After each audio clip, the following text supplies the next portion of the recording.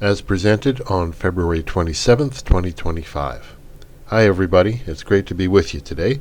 As you'll have seen in my bio, I wear several hats, including service provider. I'm wearing my advocate hat today to expand your notions of recognition and micro-credentials. It's a perspective based on working with e-portfolios since 2004 and with open badges since they were invented in 2011. And I'm pleased to see some of the things I'm talking about today already mentioned in the previous sessions. That said, David and I agreed I'd be the bomb thrower today with a lot of busy slides, so strap on the Kevlar, here we go. First, just to put everybody on edge, Canada has a productivity problem, and it's starting to affect the quality of life in our wonderful country. Over the last 40 years, productivity has slipped by almost 20%. We can't keep on selling rocks and trees to make a living, especially when some people just want to take them from us. And we've got a planet that's burning up, as David just described. Historically weak capital investment is part of the problem, but it's also a question of our collective skills. But what's the answer to skills? Is it skills first for individuals, like what we see here? Well, that's better than qualifications first, I guess. This annual attempt by Smart Resume at a skills ecosystem has actually been getting better over the years, but I still find it a bit technology first. Does it really work this way, where skills are supplied, packaged, and consumed in a totally logical ecosystem? Not according to a lot of the research out there. Overall, my take is that there's too much emphasis on hiring and prefab training programs for upskilling, and too much focus on teaching skills over developing them in workplace application and performance. Not enough of what Beverly Oliver, for those who remember her, used to call learning integrated work, agile ways of developing skills as you're working. In fact, all the talk about modular skills programming and credential stacking is starting to make me think about Lego, and not in a good way. Is this what we're trying to do? Can we do it better? David has suggested that we should be trying. On the top right, how much do you remember 6 weeks after taking a RISE course, whether it's assessed or not? On the bottom right, what if you've acquired a hot new skill, but you have no way to apply it back in your workplace because your employer isn't ready for it? The World Economic Forum told us back in 2020 that half our workforce will need retraining by 2025. Well, here we are. They've since released a global skills taxonomy and now an Education 4.0 taxonomy to support it. What skills will people need? Well, overall, they're very human embodied skills. Discipline specific looks a little lonely down there. And as David said, experts are talking not just about skills at the granular level, but roll-up competencies that combine knowledge, skills, abilities, attitudes in context to fulfill tasks and roles in the workplace. Or even capabilities, those adaptable competencies that the WEF has listed here, which can travel with savvy T-shaped workers throughout their careers. Unlike the thousands of possible skills in all their possible contexts, portable capabilities are a lot smaller in number and easier to handle for mere humans like us. Marcus Bowles from Australia goes further, saying that capabilities can even be defined at an organizational workforce level, because we don't just produce value alone, but usually in the company of others. More about workforces later.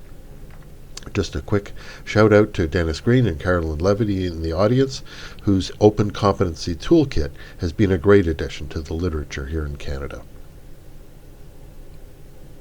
Snapshot today. How well does verifiable skills technology map to our current culture and processes, especially for small employers? How much do credentials really count for careers today? We have had diplomas and certificates. We now have badges and micro-credentials. But do these really answer these key questions?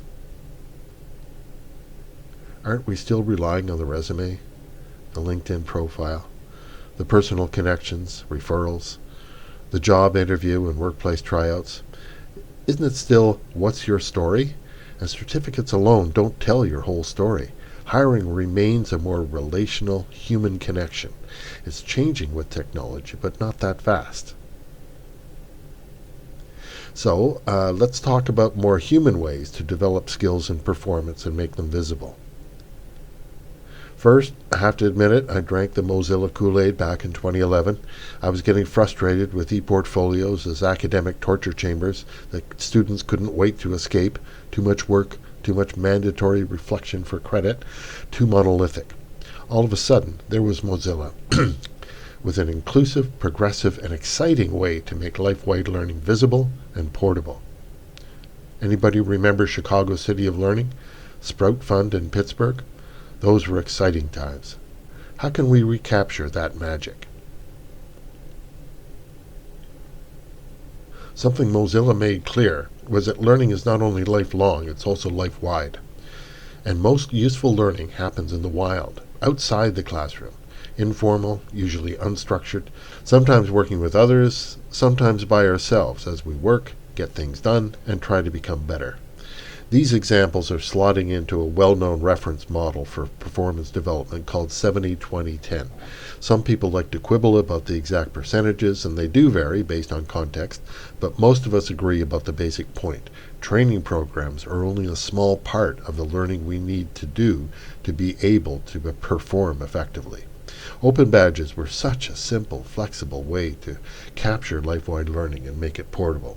Trouble is, open badges were also a convenient, glossy container to repackage Con Ed, which morphed into industry-relevant micro-credentials, which also fed into notions of luring students into larger programs with credential stacking, which adds to complexity and brings friction and other unintended consequences, which I've blogged about elsewhere, so I'll stop now.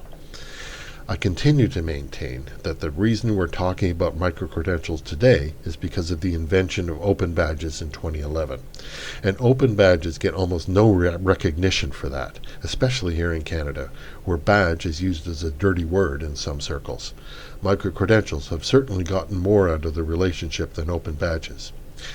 It's a little-known fact, but I actually played the role of micro-credential in a mock trial at EPIC 2022 in Lille, where I was being sued by open badges for identity theft. Thankfully, the National Razor was not in operation in France at that time. So, it's true, micro-credentials can suck all the recognition oxygen out of a room, but it doesn't have to be this way. Let's have a look at some alternatives. The mission of the Inter-American Development Bank is to disseminate knowledge and effective practices for regional development to professionals across Latin America and the Caribbean. I worked with an innovative team there to develop a clear taxonomy for their badges across a wide spectrum of learning contexts and formality. So courses, but room for lots more. We could call the more formal badges micro-credentials, but IDB actually avoids that term to discourage binary comparisons. Everything for them is a badge. Some things to highlight here. Flexible recognition badges are for emergent and customizable ways to recognize achievements. They can start ad hoc and then develop into a new recognition category. They've developed a community professional badge for individuals who have actively engaged in their communities of practice. Plus, they're working towards badges to recognize organizations as distinct actors in those communities of practice. They also plan to develop other badges that build on the notion of learning organizations and other forms of collective recognition in groups and teams. So more than micro-credentials for training courses. I helped them publish an open public framework in 2023 that continues to develop and has been adopted and adapted by others. Here's one development since that time that I wish I'd been involved in. MAIRA is a Spanish acronym for Framework for Recognition of Applied Learning and Assessment of Impact. In addition to the lower Kirkpatrick levels of engagement, reaction, and immediate learning, they've added the levels of commitment to apply the learning and results of the applied learning in knowledge transfer and impact stories. So stories, authentic narratives about results, more than skills, more like evidence of learning and impact that can be captured and carried forward in badges. This is another great example of evidence-based recognition. The Franco-Ontarian Coalition for Adult Education has developed a system to professionalize their workforce across the province. First, they developed a competency framework collaboratively in the professional community, then they plard it. Individuals can now target any competency in their role at one of three levels. Then they develop a targeted evidence package for that competency with documentation and reflections that support the typical tasks at that level.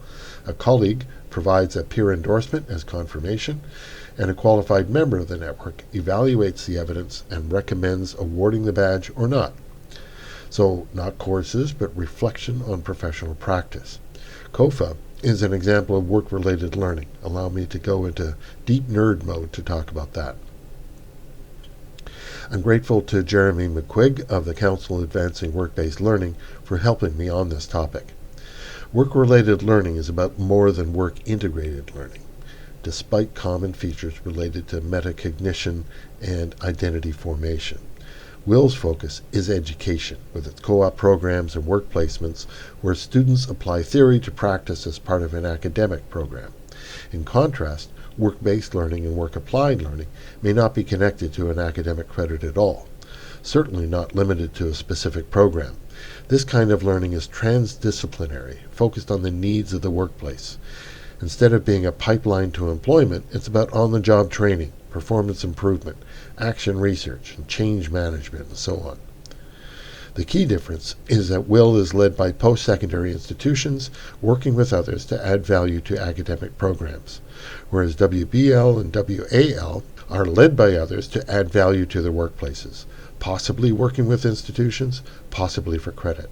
So, for example, a contract training engagement that can start with a diagnostic PLAR of current skills and competencies in the workplace and develop into a custom program that may have some credit attached.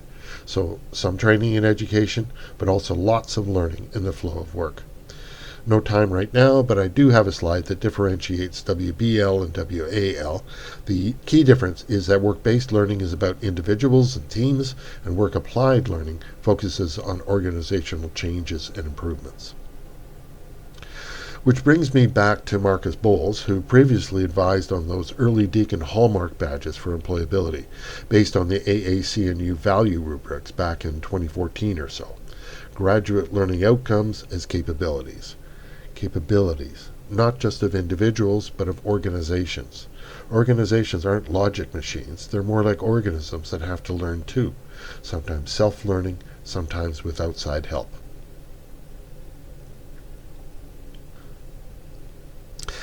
Learning Agents has developed a taxonomy to help people get started with flexible recognition. It's based on our work over the years with some of the clients that I've shown you and other clients with CanCred. First of all, the formal, non-formal spectrum is split between the presence and absence of summative assessment. That's the border of rigor, so-called, for these generic types of badges that can be adapted. And examples within the categories, although some can straddle that border of assessment. Like this badge I'm adding for that COFA adult educator example a few slides back, which in this case is assessed. We provide this taxonomy as a guide for appropriate metadata for the different kinds of badges. It's quite adaptable, and it's certainly not the only one out there. No matter your framework, it's about the transparency. Be clear about what you're claiming, and then make sure you support your claim with appropriate documentation. And you can use the same concepts to recognize organizations as they learn and grow. Here's something from a UN-wide webinar hosted by the International Labour Organization back in 2023, and it still holds up, I think. It relates to what David said about the need for systems-level thinking. I frame things from 4 perspectives. Learners need to build skills, but also to connect with others to have rewarding lives and careers. Employers need to build the skills of their workers, but also need to grow and change as organizations. Educators need to show how they develop resilient lifelong learners and foster the relevant skills that learners and employers need. And governments need tools to inform their policies and programs for the public good. These stakeholders have diverse needs and goals in a larger ecosystem. On the one side, you have many stories of human potential. On the other, you have multiple performance goals at scale. The trick is to find ways to properly match these needs and have a positive impact for everybody. Supporting capable humans, as David said. Simple, right? We're getting there, and yes, AI can help a lot for scale, but we need to keep all these very human perspectives in balance if we want good results for all concerned. Final words, honest. It's about thinking beyond courses, beyond skills, beyond upskilling learners like so many programmable robots, and thinking more about how we develop learner agency and resiliency, and how we collaborate and coordinate so we can collectively build a better skills ecosystem. So I'll leave you with a link to my badge portfolio, which will contain a copy of this presentation by tomorrow, and a plug for EPIC 2025. The EPIC 2023 conference was the inspiration for CredX 2025, and this year's EPIC will follow up on the 2024 Paris Declaration on the Equality of Recognition Practices, many of which I've been alluding today and in which I encourage you to follow up and read and possibly sign yourself. The call for contributions for EPIC is live, and I'm expecting several submissions from those present. Thanks very much.